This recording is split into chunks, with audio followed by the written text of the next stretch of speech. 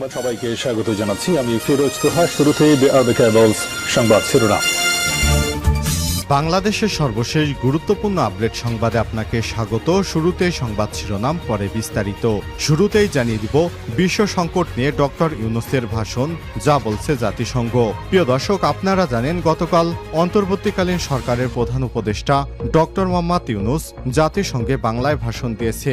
এই ভাষণে তিনি মূলত যে বিষয়গুলো তুলে ধরেছেন আর জাতিসংঘ এই ভাষণ নিয়ে কি বলছে এ বিষয়ে গুরুত্বপূর্ণ সংবাদ জানাবো। বন্ধুরা, সঙ্গেই থাকুন। এরপর জানিয়ে দিব গোপালগঞ্জে দুই পক্ষের সংঘর্ষ, নারীসহ আহত 10।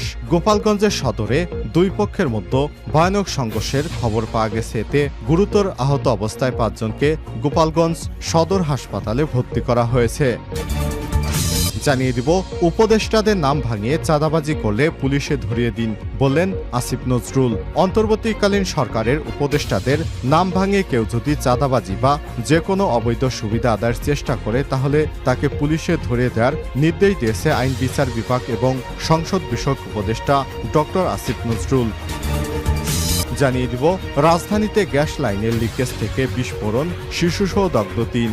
রাজধানীর শুক্রাবাদ একটি বাসায় গ্যাসের লাইন লিকেজ থেকে বিস্ফোরণের ঘটনা ঘটেছে। এতে শিশুসহ একই পরিবারের 3 জন দগ্ধ হয়েছে। আজ শুক্রাবাদ বাজার এলাকায় এই দুর্ঘটনা ঘটে।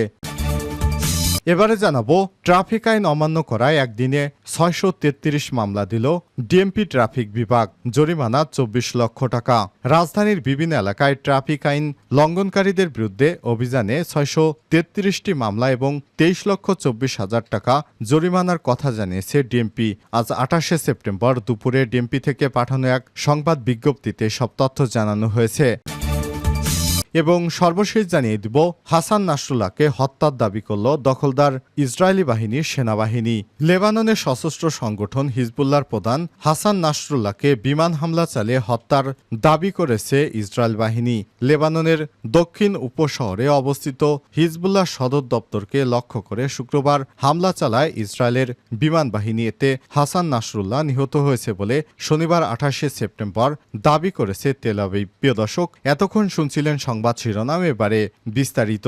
তবে তার আগে বন্ধুরা অনুরোধ থাকবে এই সংবাদটিতে একটি লাইক দিন। এই চ্যানেলে আপনি নতুন হয়ে থাকলে আমাদের সংবাদটি দেখতে দেখতে চ্যানেলটি সাবস্ক্রাইব করে রাখুন, যাতে করে বন্ধুরা আমাদের পরবর্তী লেটেস্ট আপডেট সংবাদগুলো সবার আগে আপনার কাছে পৌঁছে যায়। কমেন্ট করে আপনার মূল্যবান মতামত জানিয়ে দিন বন্ধুরা, আপনি বিশ্বের কোন দেশ থেকে বা বাংলাদেশের কোন স্থান থেকে আমাদের সংবাদটি দেখছেন এবং শুনছেন। এবারে বিস্তারিত। বিশ্ব সংকট নিয়ে ডক্টর ইউনূসের ভাষণ, যা বলছে জাতিসংঘ।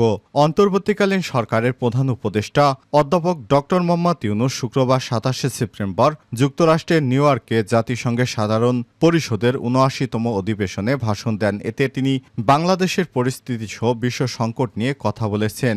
একই দিন জাতিসংঘের নিয়মিত ব্রিফিংয়ে ডক্টর ইউনূসের ভাষণের বিষয়বস্তু নিয়ে প্রশ্ন করা হয়। ব্রিফিংয়ে জাতিসংঘ মহাসচিব অ্যান্টনিও গুতেরেসের মুখপাত্র স্টিফেন ডুজারিককে সাংবাদিক মুশফিকুল ফজল আনসারি প্রশ্ন করেন।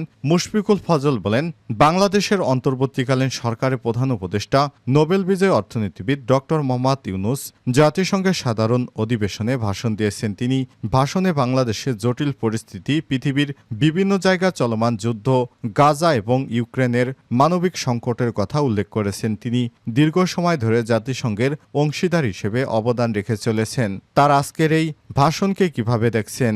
আমার দ্বিতীয় প্রশ্ন হচ্ছে, ইউনূস এবং জাতিসংঘ মহাসচিবের মধ্যকার বৈঠক নিয়ে আপনার পর্যবেক্ষণ কি?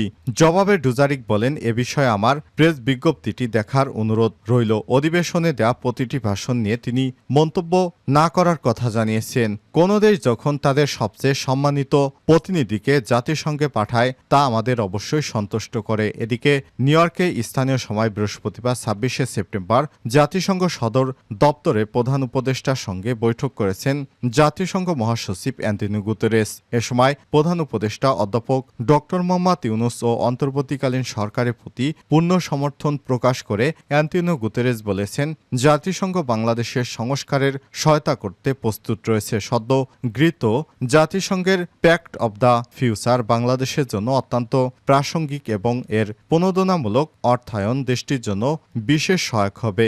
গুতেরেস বাংলাদেশের শান্তি শান্তিরক্ষীদের প্রশংসা করে বলেন, তারা আমাদের জন্য অত্যন্ত গুরুত্বপূর্ণ।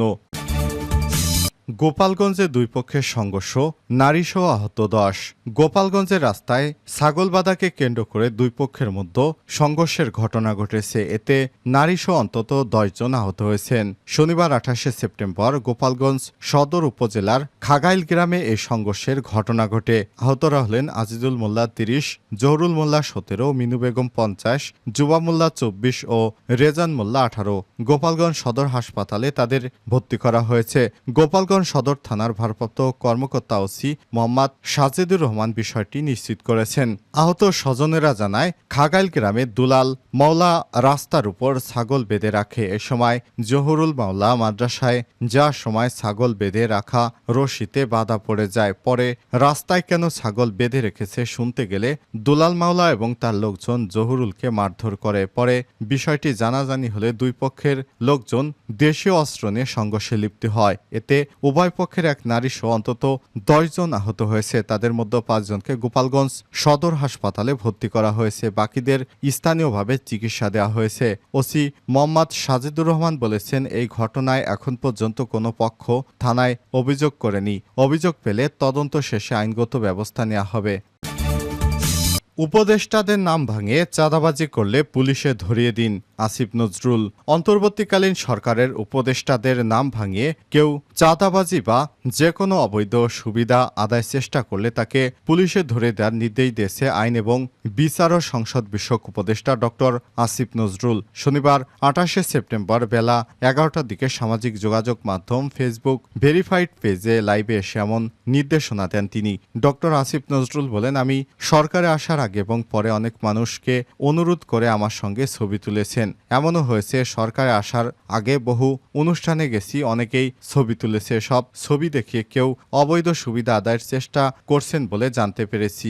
এমনি কেউ কেউ নাকি বিভিন্ন কথা বলে চাঁদা আদায়ের চেষ্টা করেছে। এমন কর্মকাণ্ডের তীব্র প্রতিবাদ জানিয়ে তিনি বলেন, যারা এমন কর্মকাণ্ড করছে বা করার চেষ্টা করছে আপনারা তাদের পুলিশে ধরিয়ে দেবেন। কোনো অবস্থাতেই আমার কথা বলে কেউ যদি কোনো রকম চাঁদা আদায় বা অবৈধ সুযোগ সুবিধা আদায়ের চেষ্টা করে তাহলে আপনারা তাকে পুলিশে ধরিয়ে দেবেন, মামলা করবেন, আর মামলার কপি আমার ফেসবুক ভেরিফাইড ফ্যান পেজে পাঠিয়ে দেবেন। অবশ্যই আমি এর বিরুদ্ধে ব্যবস্থা নেওয়ার চেষ্টা করব। লাইভে এসে অন্তর্বর্তীকালীন সরকারের উপদেষ্টা বলেন, আমি বা অন্তর্বর্তীকালীন সরকারে কেউ কোনো রকম অবৈধ কাজে প্রশ্রয় দেবে না। এমন কাজ যারা করছেন বা করার চেষ্টা করছেন তাদের আমি কঠোর হুঁশিয়ারি জানাচ্ছি। বাংলাদেশের মানুষের সঙ্গে কোনো রকম অন্যায় করবেন না, আমাদের কারো নাম ব্যবহার করবেন না, আমাদের নামে কোনো রকম চাঁদাবাজি বা অবৈধ সুবিধা আদায়, কাউকে কোনো রকম হুমকি দেয়া এসব থেকে বিরত থাকবেন। রাজধানীতে গ্যাস লাইনের পাইপ লিকেজ থেকে বিস্ফোরণ, শিশুসহ দগ্ধ 3। রাজধানীতে শুক্রাবাদের একটি বাসায় গ্যাস লাইন লিকেজ থেকে বিস্ফোরণের ঘটনা ঘটেছে। এতে শিশুসহ একই পরিবারে 3 জন দগ্ধ হয়েছে। শনিবার 28শে সেপ্টেম্বর শুক্রাবাদ বাজার এলাকায় এই দুর্ঘটনার খবর পাওয়া গেছে। বিষয়টি নিশ্চিত করে শেখ হাসিনা জাতীয় বান এবং প্লাস্টিক সার্জারি ইনস্টিটিউটের আবাসিক চিকিৎসক ডক্টর মোহাম্মদ তরিকুল ইসলাম বলেছেন, ভোররাতে ধানমন্ডির শুক্রাবাদ এলাকা থেকে দগ্ধ অবস্থায় 3 জনকে জরুরি বিভাগে ভর্তি করা হয়েছে। তাদের মধ্যে টোটন 50%, নিপা 32 এবং শিশু বাইজিৎ 45% দগ্ধ হয়েছে। দগ্ধের পরিমাণ বেশি হয় তাদের নিবিড় পরিচর্যা কেন্দ্রে রেফারের প্রক্রিয়াধীন। ট্রাফিক আইন অমান্য করায় একদিনে 633 মামলা, জরিমানা 24 লক্ষ। রাজধানীর বিভিন্ন এলাকায় ট্রাফিক আইন লঙ্ঘনকারীদের বিরুদ্ধে অভিযানে 633টি মামলা ও 23,24,000 টাকা জরিমানা করেছে Dhaka metropolitan police DMP traffic বিভাগ। শনিবার 28শে সেপ্টেম্বর দুপুরে ডিএমপি থেকে পাঠানো এক সংবাদ বিজ্ঞপ্তির মাধ্যমে সব তথ্য জানানো হয়েছে। এতে বলা হয়েছে, 27শে সেপ্টেম্বর ডিএমপি ট্রাফিক বিভাগ অভিযান পরিচালনা করে সব মামলা এবং জরিমানা করে। এছাড়াও অভিযানকালে 161টি গাড়ি ডাম্পিং এবং 33টি গাড়ি রেকার করা হয়েছে। এছাড়াও ঢাকা মহানগর এলাকায় ট্রাফিক শৃঙ্খলা রক্ষায় ডিএমপির ট্রাফিক বিভাগে অভিযান অব্যাহত থাকবে বলেও বিজ্ঞপ্তিতে জানানো হয়েছে। এর আগে 25শে সেপ্টেম্বর ট্রাফিক আইন অমান্যকারীদের বিরুদ্ধে 500টি মামলা এবং 21,14,500 টাকা জরিমানা করেছে ডিএমপির ট্রাফিক বিভাগ। এছাড়াও অভিযানে 49টি গাড়ি ডাম্পিং, 28টি গাড়ি রেকার করা হয়েছে। জরিমানাকৃত টাকার মধ্যে ট্রাফিক আইন লঙ্ঘনকারীদের কাছ থেকে জরিমানা আদায় করা হয়েছে 6,67,250 টাকা।